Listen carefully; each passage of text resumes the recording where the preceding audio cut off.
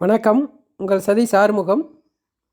இந்த வீடியோவில் group 1 mains cut off மட்டும் இல்லாமல் சில ஆச்சரியமூட்டும் தகவல் இருக்குது. என்ன அப்படின்னா, சில பேர் நம்ம பிஎஸ்டிஎம் இருக்குது, இல்லை எஸ்சி ரிசர்வேஷன் இருக்குது, எஸ்சிஏ இருக்குது, பிசிஎம் இருக்குது, இல்லை எஸ்டி இருக்குது. இந்த மாதிரிலாம் சில பேர் நம்ம படிக்கும்போது சொல்லுவாங்க, பெண்கள் ரிசர்வேஷன் இருக்குது அப்படின்ட்டு.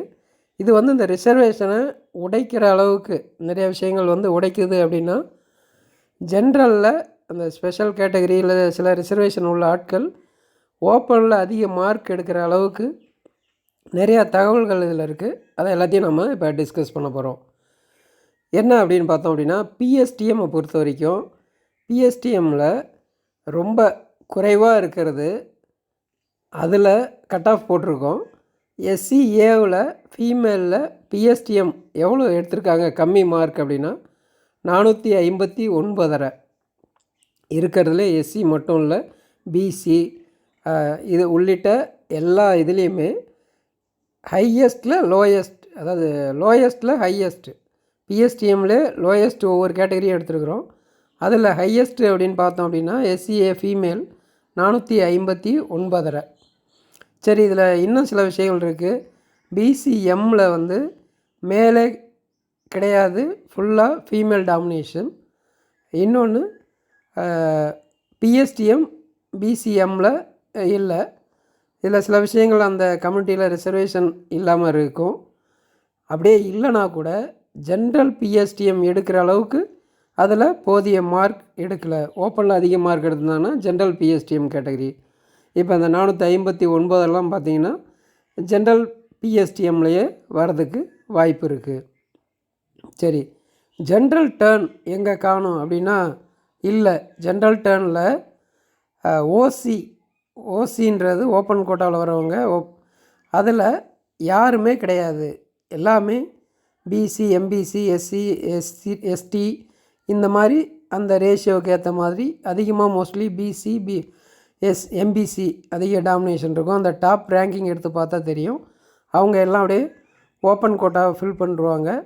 அதனால தான் அந்த பிஎஸ்டிஎம் பிசி பிஎஸ்டிஎம் கூட 445 வருது. அப்படின்னா பிசியில் ஒருத்தர் 470 பிஎஸ்டிஎம் எடுத்துருக்கலாம். ஏன் overall third rank mister Gautam நினைக்கிறேன், அவர் பிஎஸ்டிஎம் ஓவரால் தேர்ட் ரேங்க் எடுத்திருப்பார்.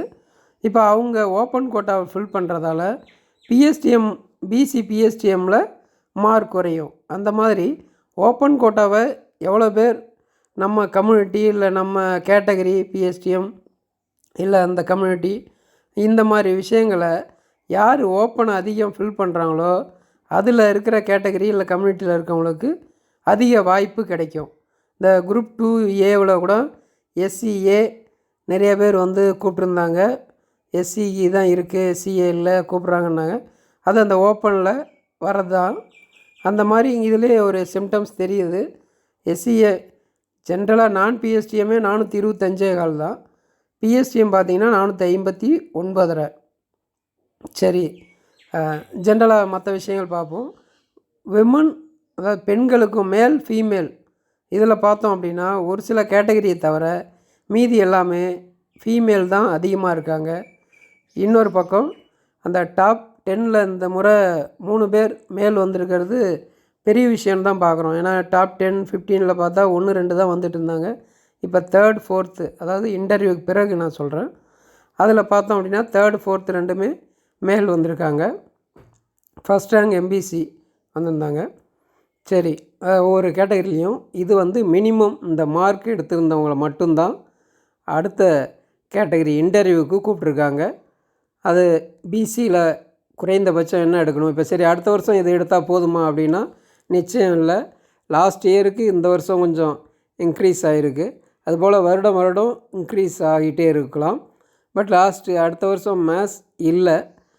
அதனால் மேத்ஸில் ஃபுல் மார்க் எடுக்கிறது 50 மார்க் எடுப்பாங்க. அது எத்திக்ஸில் அவ்வளோ எடுக்க முடியாது.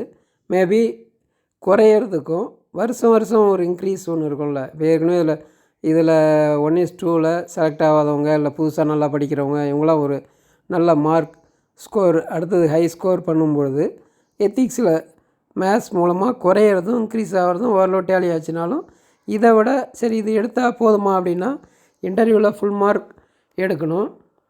இதுக்கு மேலே எவ்வளோ மார்க் இருக்குது, ஒரு 2-3 ஸ்லாட் போனால் கூட ஒவ்வொரு ஸ்லாட்டுக்கும் வந்து 7.5 மார்க் போயிடும். 60 போனாங்கன்னா 75க்கும் 60க்கும் வித்தியாசம் 15 மார்க் கிட்டத்தட்ட முடிஞ்சிடும். அதனால் நம்ம சேஃப் வந்து இதை விட ஒரு 20 மார்க்குக்கு மேலே அதிகமாக எடுத்துருந்தோம்னா தான் அந்த இன்டர்வியூ என்ன நடந்தாலும் ஓரளவு சேஃபாக போக முடியும். இன்னொன்று, நமக்கு மேலே 10-20 மார்க் எடுத்தவங்க இன்டர்வியூவில் குறைஞ்சி நாம் ஏறணும் அந்தமாரி ஜோசியெல்லாம் பார்த்துட்ருக்க வேணாம்.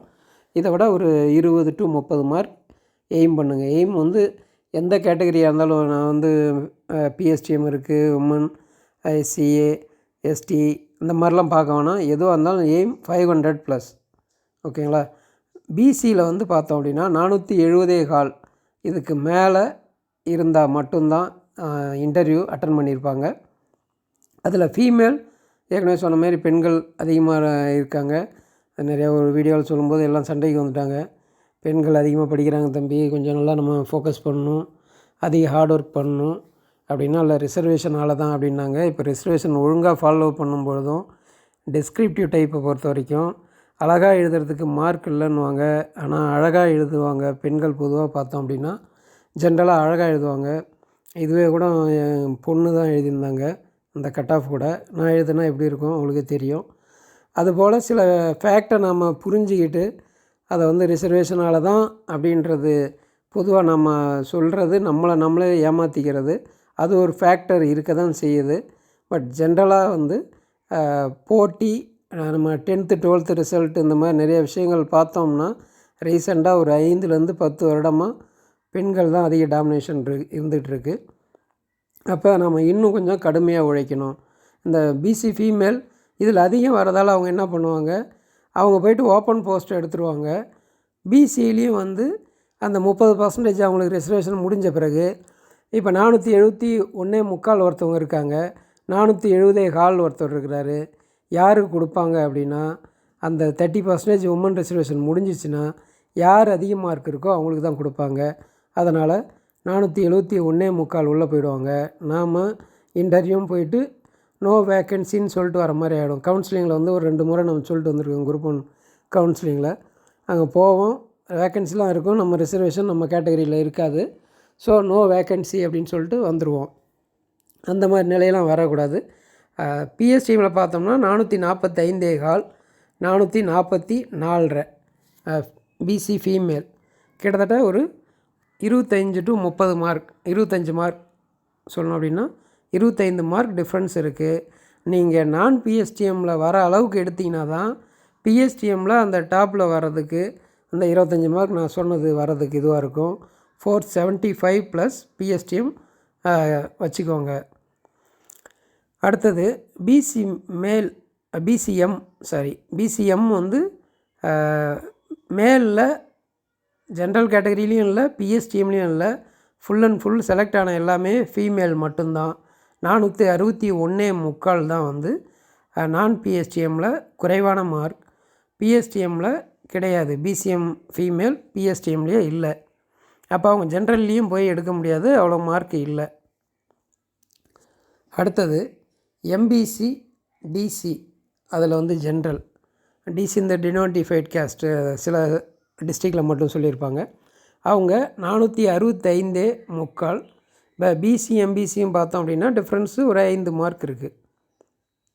அடுத்தது 446 பிஎஸ்டிஎம். அடுத்தது எம்பிசி ஃபீமேல், இதில் பார்த்திங்கன்னா 5 மார்க் 470 ஃபீமேலுக்கு அதிகமாக இருக்குது. அதாவது இதில் பார்த்திங்கன்னா 1 மார்க் 1.5 மார்க்கு தான் அதிகம் பிசியில், மேலுக்கும் ஃபீமேலுக்கும். எம்பிசி ஃபீமேல் வந்து பிசிக்கு ஜென்ரலுக்கு ஈக்குவலாக வந்திருக்காங்க. ஜென்ரலாக பார்த்தோம் அப்படின்னா ரிசர்வேஷன் எப்படி 26.5 20 எம்பிசிக்கு, பிசிக்கு 26.5 அந்த ரேஷியோவில் தான் ஓப்பன் கோட்டாவை ஃபில் பண்ணிகிட்ருப்பாங்க. முன்னெல்லாம் பார்த்தோம் அப்படின்னா பிசியில் வந்து ஒரு ஓப்பனில் ஒரு 100 போஸ்ட் இருக்குன்னா 40 போஸ்ட்டு கிட்டத்தட்ட பிசி, ஒரு 35 போஸ்ட்டு 30-35 போஸ்ட் எம்பிசி, இந்த மாதிரி ஃபில் பண்ணிகிட்ருப்பாங்க. இப்போ மோஸ்ட்லி பிசி எம்பிசி ஈக்குவலாக கிட்டத்தட்ட நிறைய இதில் வராங்க. பட் இப்போவும் அந்த பிசி தான் அதிகம் செலக்ட் ஆகியிருக்காங்க. அடுத்தது அதில் P S T M M B C P S T M 446, M B C female வந்து 443.25. இதில் கிட்டத்தட்ட அந்த 25 டிஃப்ரென்ஸ் வந்திருக்கு. பிஎஸ்டிஎம்மை பொறுத்த வரைக்கும் ஃபீமேல் கொஞ்சம் கம்மியாக இருக்கிறாங்க. ஜென்ரலில் பார்த்தோம் அப்படின்னா இது அதிகமாக இருக்குது. இது சிம்பாலிக்காக சொல்கிறது என்ன அப்படின்னா, இந்த தமிழில் பிஎஸ்டிஎம் மோஸ்ட்லி தமிழில் எழுதியிருப்பாங்க. தமிழில் எழுதும்போது அவங்களுக்கு வந்து ஜென்ரலாக மேல் ஃபீமேல் டிஃப்ரென்ஸ் பெருசாக இருக்கிறதில்ல. ஆனால் இங்கிலீஷில் எழுதும்போது ஃபீமேல் கொஞ்சம் நல்லா ஹையர் மார்க் எடுத்திருக்கிறது என்னுடைய கோணத்தில் அப்படி ஒரு பார்வையை நான் பார்க்குறேன். அடுத்தது எஸ்சியில் பார்த்தோம் அப்படின்னா 455.5 ஃபீமேல், இதுலேயும் அதிகம்தான் 457. இது பார்த்தோம் எம்பிசிக்கும் எஸ்சிக்கும் பார்த்தோன்னா ஒரு 10 மார்க் டிஃப்ரென்ஸ் கிட்டத்தட்ட இருக்குது. ஏற்கனவே அதில் ஒரு 5 மார்க், இங்கே ஒரு 10 மார்க் டிஃப்ரென்ஸ். பிஎஸ்டிஎம் 447. இந்த எம்பிசியிலையும் பிசிலையும் பார்த்தோன்னா பிஎஸ்டிஎம்முக்கும் இதுக்கும் வித்தியாசம் ஒரு 20-25 மார்க் இருந்தது. ஆனால் எஸ்சியில் ஜென்ரலும் பிஎஸ்டிஎம் பார்த்திங்கன்னா ஒரு 8 மார்க் 15 மார்க், ஃபீமேலில் பார்த்தோம் கொஞ்சம் அதிகமாக இருக்குது.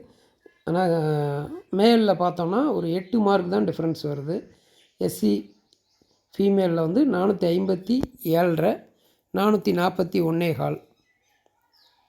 அடுத்தது எஸ்சிஏவில் பார்த்தோம் அப்படின்னா ஆச்சரியமூட்டும் தகவல் என்ன அப்படின்னா, பிஎஸ்டிஎம் இல்லாதவங்க 431, பிஎஸ்டிஎம் இருக்கிறவங்க 438. இப்போ எஸ்சிஏ ஃபீமேல் ஏற்கனவே சொன்னோம் 425.25. எஸ்சிஏவில் மட்டும்தான் மேலுக்கும் ஃபீமேலுக்கும் மேல் வந்து அதிகமாக இருக்காங்க, ஃபீமேல் கம்மியாக இருக்குது 459. ஆனால் பிஎஸ்டிஎம்மில் பார்த்தோம் அப்படின்னா அவங்க எல்லாத்துக்கும் மேல் இருக்காங்க, ஃபீமேல். எஸ்டி 426.25. கிட்டத்தட்ட எஸ்சிஏவுக்கும் இவங்களுக்கும் ஈக்குவலாக இருக்குது. எஸ்சிக்கும் இவங்களுக்கும் கிட்டத்தட்ட ஒரு 20 மார்க் டிஃப்ரென்ஸ் வருது. பிஎஸ்டிஎம் அதில் யாரும் கிடையாது.